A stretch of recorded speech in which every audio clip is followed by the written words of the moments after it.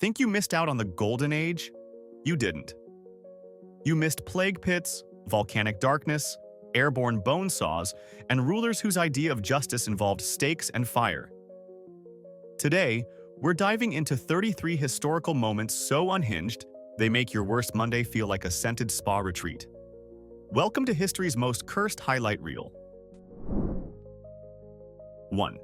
Living under Vlad the Impaler was like having the world's most psychotic HOA president, where a violation for unmowed grass resulted in you becoming a permanent lawn ornament.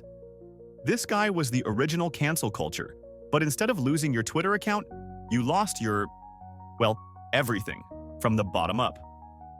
His legal system was brutally simple. If he didn't like you, or your joke, or the way you breathed, you were destined for a starring role in his grotesque landscaping projects.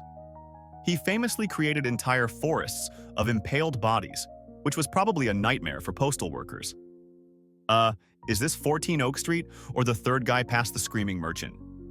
It was a society run on pure, pants-wetting terror by a man whose answer to every problem was put a stake through it. 2.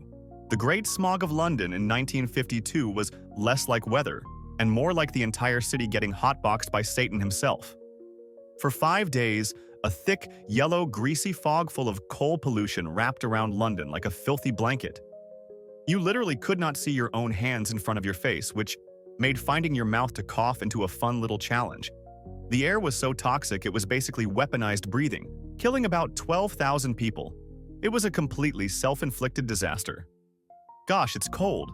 Let's all burn the dirtiest fuel possible at the exact same time. What could go wrong? Conductors had to walk in front of buses with torches, like they were leading a demonic parade through Silent Hill. Great job, humanity. We played ourselves. 3. The Albigensian Crusade was the result of the Pope wanting to get rid of some heretics, but the execution was pure corporate-level stupidity. When the Crusaders got to the city of Béziers, they realized it was full of both heretics and good Catholics. The commander, clearly not a details guy, asked the Pope's representative how to tell them apart. The legendary response was, "Kill them all, God will know his own." This is the historical equivalent of your boss telling you to just delete the entire server because one file might be corrupted. It's an insane mix of absolute faith and utter laziness. They went ahead and slaughtered 20,000 people, basically because sorting is hard. It's the ultimate screw it, let God handle the paperwork approach to warfare. 4. If you woke up in the year 536 AD, your first thought would have been, did someone forget to pay the sun bill? For 18 straight months, a volcanic fog blocked out the sun, plunging the world into a cold, dark, miserable twilight. It was the planet's goth phase. Temperatures dropped, crops failed everywhere, and people started starving. Imagine trying to explain this without science. Hey, honey, the sun just kinda quit. I guess we'll eat dirt now? Roman historians wrote that the sun gave no more light than the moon, and everyone was just constantly depressed. No kidding. It was a global, year-and-a-half-long case of the Mondays, where the entire world was just cold, hungry, and waiting for the sky to stop being a giant jerk. 5. Joining Magellan's voyage to circle the globe was like signing up for the worst reality show ever, Survivor, Scurvy Island. Your gums would rot and swell over your teeth, your old scars would randomly reopen, and you'd be too weak to even move. The food situation was a culinary nightmare. Once the biscuits were gone, you'd be eating sawdust and chewing on leather straps soaked in seawater to make them soft. The ship's rats, which were probably also dying of scurvy, became a delicacy sold for insane prices. I'll trade you my life savings for that plague-infested rodent, please. It's a miracle anyone survived. Out of 270 crew members, only 18 made it back, probably looking like human raisins and never wanting to see a boat again. 6. The Black Death was basically God trying to rage quit the simulation. It wasn't just a disease, it was an unstoppable force with a flair for the dramatic, giving you giant, black, pus-filled boils before you died screaming. Society just stopped. The medical advice was hilariously terrible. Doctors, dressed like terrifying goth birds, would tell you to sit in a sewer to escape the bad air. Yeah, brilliant idea, guys. Go to the one place that's even more disgusting and disease-ridden. Let's see how that works out. It wiped out half of Europe, leaving a trail of chaos and a continent-wide smell of death. It was the ultimate proof that when nature decides it's had enough of you, it doesn't mess around. 7. Living in a coastal village during the Viking Age was to experience a unique form of anxiety. You're just chilling, mending your fishing nets, and then you see a longship on the horizon. It's not a cruise. It's a delivery service for pain and fire. Vikings were like the worst possible house guests. They'd show up unannounced, break all your stuff, steal your valuables, set your house on fire, and then take you with them to sell. Your entire town's defense strategy was to be a less appealing target than the next town over. There was no calling for help. Your best bet was to hope you could run faster than your slow neighbor, Dave. Sorry, Dave. It's you or me, and you've always had bad knees. 8. The 30 tyrants of Athens were basically what happens when the board of a corrupt corporation takes over a country. After losing a war, this committee of 30 rich jerks was put in charge, and they immediately started downsizing the population. Their idea of urban renewal was executing 500 citizens and seizing their property for themselves. It was a government run by the meanest guys from the yacht club. Their political process was incredibly efficient. If you looked at them funny or owned a nice vase they wanted, you were declared an enemy of the state and summarily removed from the census. It was a fantastic demonstration of how quickly enlightened democracy can devolve into a bloody free-for-all run by a bunch of greedy psychopaths. 9. The year 1816 was proof that planet Earth occasionally likes to mess with us for its own amusement. It was called the Year Without a Summer, mostly because it literally didn't have one. Thanks to a massive volcanic eruption on the other side of the world, the sky was filled with ash, causing global temperatures to plummet. We're talking snow in June in New England. Imagine planting your crops and then having to build a snowman next to them. It triggered famines worldwide because nothing would grow. It was the planet's ultimate emo phase, where it was just dark, cold, and depressing all year long. On the plus side, the miserable weather inspired Mary Shelley to write Frankenstein, so at least humanity got a cool monster out of a year of global starvation. Small victories, right? 10. Being a kulak in the Soviet Union in the early 1930s was like winning the lottery. Only the prize was a one-way ticket to a frozen hellscape. Basically, a kulak was just a farmer who was a little too good at his job. Maybe you had an extra cow, or figured out how to grow potatoes that weren't the size of sad little pebbles. The communist government, in its infinite wisdom, saw this success not as a good thing but as a sign you were a greedy capitalist pig. So your reward for feeding the nation was to be declared an enemy of the people. They took your farm, your food, and shipped you and your family off to Siberia. It was a system where competence was a crime, proving that no good deed goes unpunished, especially when your government is allergic to success. 11. Being a Gaul. When Julius Caesar decided he needed to boost his resume was a uniquely terrible experience. Imagine you're just vibing in your village, maybe sharpening your spear or braiding your magnificent mustache, and then an entire army of hyper-organized, ruthlessly efficient Romans shows up. These guys weren't just conquering you. They were doing it on a schedule, with proper paperwork. Caesar's campaign in Gaul was less a war and more a decade-long hostile corporate takeover that resulted in 1 million people dead and another 1 million enslaved. The Gauls were fierce warriors, but they were up against an opponent who treated slaughter like an accounting problem. It was a brutal lesson that no amount of rebellious spirit can stop a guy with a massive ego and 5 legions of professional killers. 12. The Aztec Flower Wars is the most misleadingly pleasant name for something utterly horrifying. It sounds like a gardening competition, but it was actually a state-sanctioned death sport. See, the Aztecs needed a constant supply of people for their human sacrifices, but sometimes peace would inconveniently break out. So, they scheduled wars with neighboring states. The goal wasn't to win territory, it was to capture enemy warriors alive. The prize for being captured? You get the honor of having your still-beating heart ripped out on top of a giant pyramid. It was like the NFL, but instead of a Super Bowl ring, the MVP of the losing team got to become a divine snack. It's a whole new level of taking one for the team. 13. Building the Panama Canal was one of humanity's greatest engineering feats, unless you were one of the poor souls actually digging it. The first attempt by the French was the Fire Festival of construction projects. They showed up with a terrible plan and zero understanding of the real enemy, mosquitoes. Thousands of workers dropped dead from malaria and yellow fever. The jungle was basically a buffet, and the workers were the all-you-can-eat special. In the French phase alone, over 22,000 people died. That's not a construction project. That's a human sacrifice to the god of bad ideas. They were basically trying to dig a ditch to connect two oceans while being eaten alive by insects, proving that ambition is great, but a little bit of bug spray is probably more important. 14. The Reign of Terror. During the French Revolution was when France collectively lost its mind and decided the solution to every problem was the guillotine. It was a period of extreme paranoia where you could be executed for literally anything. Complaining about the price of bread? Guillotine? Using the wrong pronoun when addressing someone?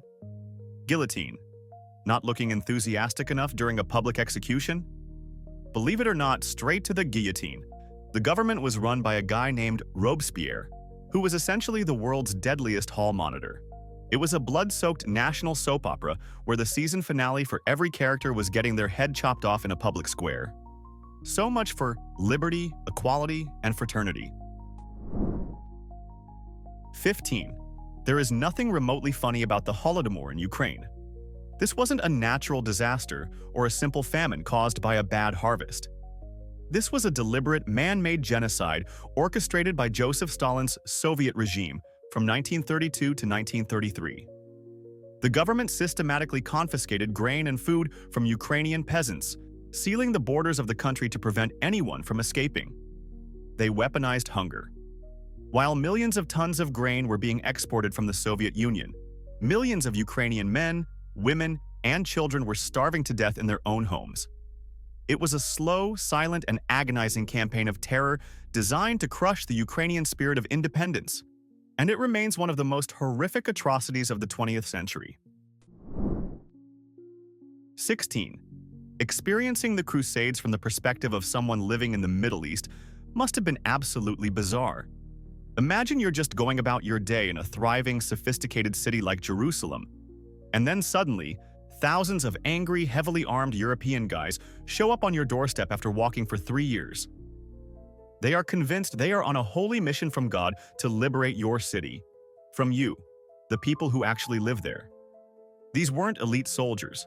For the most part, it was a poorly organized, chaotic mob that looted and slaughtered its way across the continent. It was the medieval equivalent of the world's longest, bloodiest, and most self-righteous road trip, and your home was the unfortunate final destination. 17. Being in the path of the Mongol invasions was like finding out that a hurricane made of angry dudes on horseback who were also experts in psychological warfare was headed directly for your town. There was no negotiating. Their foreign policy was brutally simple.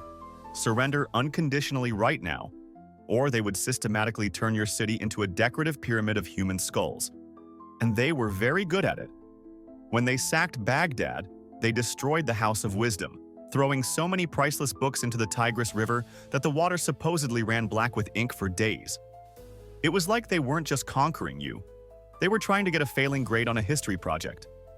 It was the most brutally efficient military campaign in history, proving that the best way to avoid rebellions is to make sure there's literally no one left alive to rebel. 18.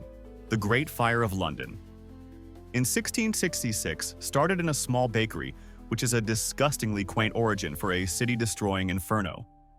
For 4 days, the medieval tinderbox of London burned. But the truly dumb part wasn't the fire itself. It was the comically inept response. The Lord Mayor of London, when first woken up, allegedly said, "Pish, a woman might piss it out," and went back to sleep. This quote should be on his tombstone as the ultimate summary of failed leadership. By the time he and other officials realized that urinary firefighting wasn't going to cut it, a quarter of the city was already toast. Their eventual solution was to use gunpowder to blow up houses to create fire breaks, a plan that often just spread the fire with a satisfying boom. It was a masterclass in bureaucratic incompetence, a fiery train wreck of bad decisions that turned London into the world's largest charcoal briquette. 19. The Taiping Rebellion was one of history's deadliest conflicts, and it all started because one guy, Hong Xiuquan, was a catastrophic failure at standardized testing. After flunking his civil service exam for the third time, he had a nervous breakdown and a series of fever dreams. His divine takeaway from this was that he was the younger brother of Jesus Christ, sent to Earth to slay demons. Apparently, demons was just a fun new word for the ruling government. What followed was a 14-year civil war that resulted in the deaths of 20 to 30 million people.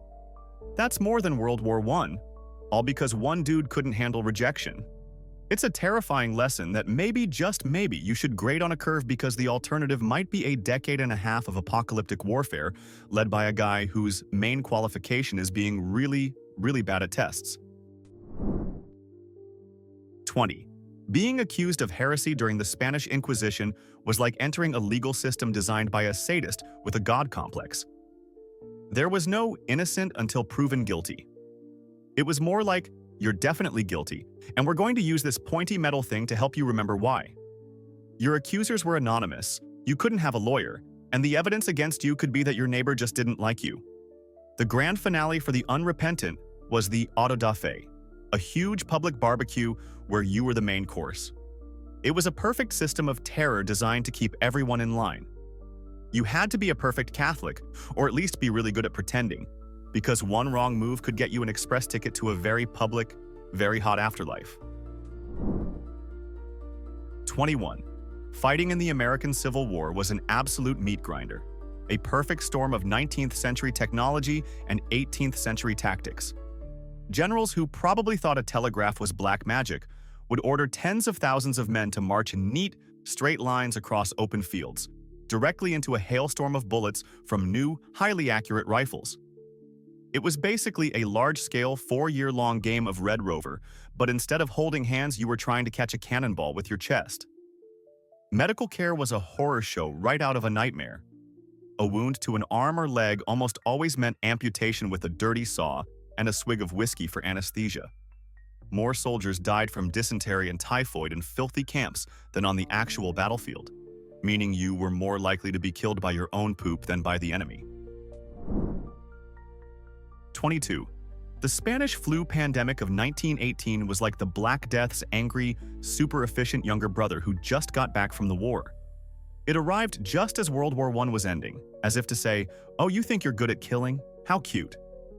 This flu was unique because it specialized in killing young, healthy adults in their prime, sometimes within 24 hours of their first cough. It swept across the globe, carried by celebrating, troop-filled ships, and killed an estimated 50 to 100 million people, far more than the war itself. Cities ran out of coffins and had to use steam shovels to dig mass graves. It was a terrifying reminder from nature that no matter how advanced our bombs and guns get, a microscopic organism can always do the job better, faster, and without any moral hang-ups. 23. For the indigenous peoples of the Americas, the arrival of Europeans was a slow-rolling apocalypse that never seemed to end. It wasn't just a military conquest. It was a biological and cultural catastrophe that started with a sneeze. The Europeans brought diseases like smallpox and measles, which to Native Americans were like an alien plague. These invisible invaders wiped out an estimated 90% of the population in some areas, a demographic collapse so complete it's hard to even fathom. For the few who survived the plagues, it was a relentless parade of broken treaties, forced marches into barren lands, and the systematic dismantling of their entire world. It wasn't one single bad moment. It was centuries of them, a sustained disaster proving that one man's age of discovery is another's age of getting absolutely wrecked. 24. The An Lushan Rebellion in 8th century China is another one of those "how is this not a blockbuster movie?" historical events. It was an 8-year civil war that took the unbelievably prosperous and cultured Tang dynasty and smashed it into a million pieces. It all started because a portly general named An Lushan got a little too ambitious. The resulting conflict was so devastating that it led to the deaths of up to 36 million people. By some estimates, that was as much as 1/6 of the entire global population at the time. The sheer scale of the destruction is mind-boggling. It's a chilling example of how quickly a civilization at its absolute peak can be brought to its knees by the ego of one dude who thought he'd look good on the throne. 25.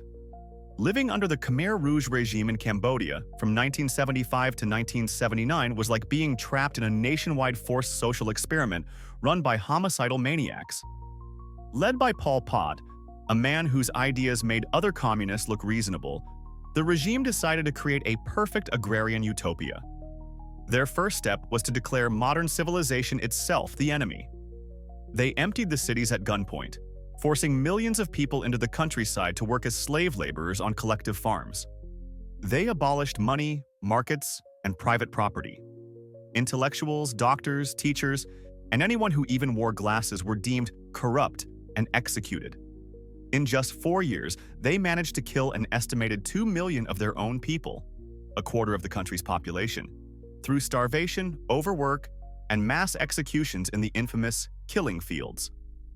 It was a descent into a year zero madness that defies all logic.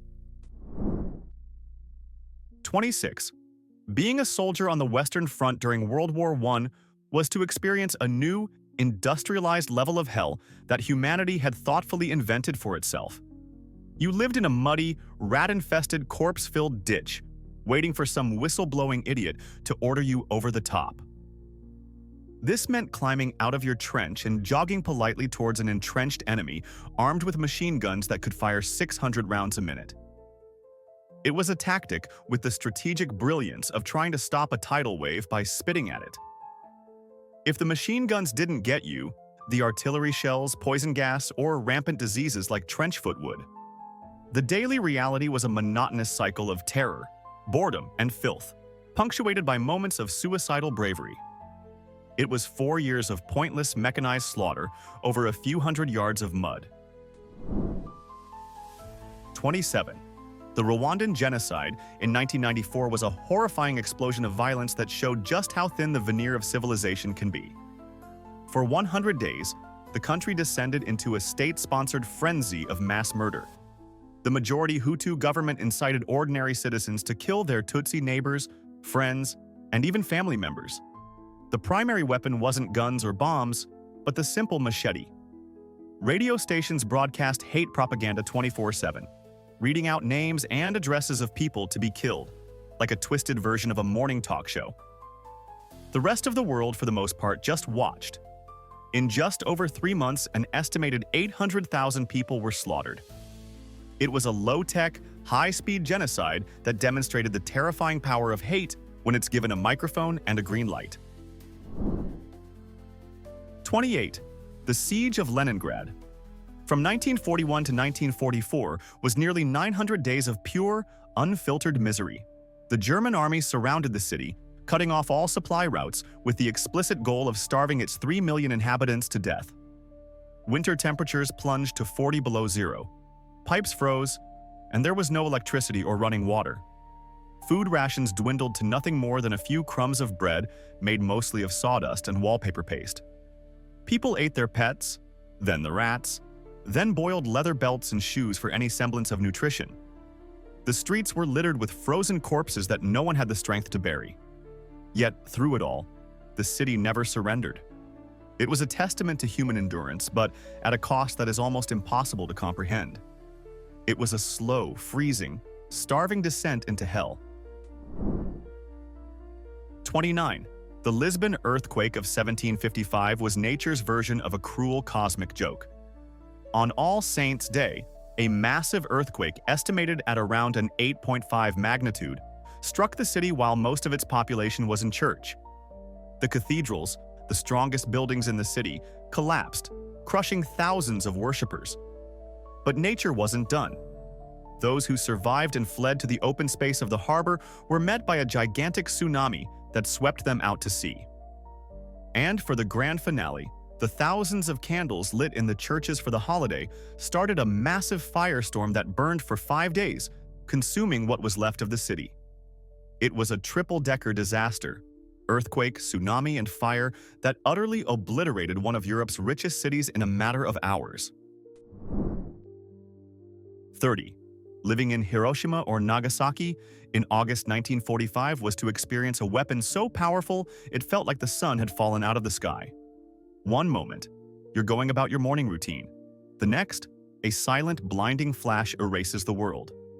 The atomic bomb didn't just destroy buildings, it vaporized them and the people inside them.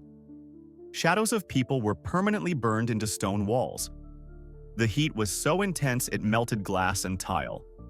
Those who survived the initial blast were subjected to the horrors of the black rain, firestorms, and the slow, invisible death of radiation sickness. It was the moment humanity unlocked the power to cause its own extinction, a terrifying leap into a new kind of warfare where a single bomb could turn a thriving city into a radioactive graveyard in the blink of an eye. 31. Being in Dresden during the firebombing in February 1945 was to witness the deliberate creation of a man-made hurricane of fire. Allied bombers dropped thousands of tons of incendiary and high-explosive bombs on the city, which was packed with civilians and refugees.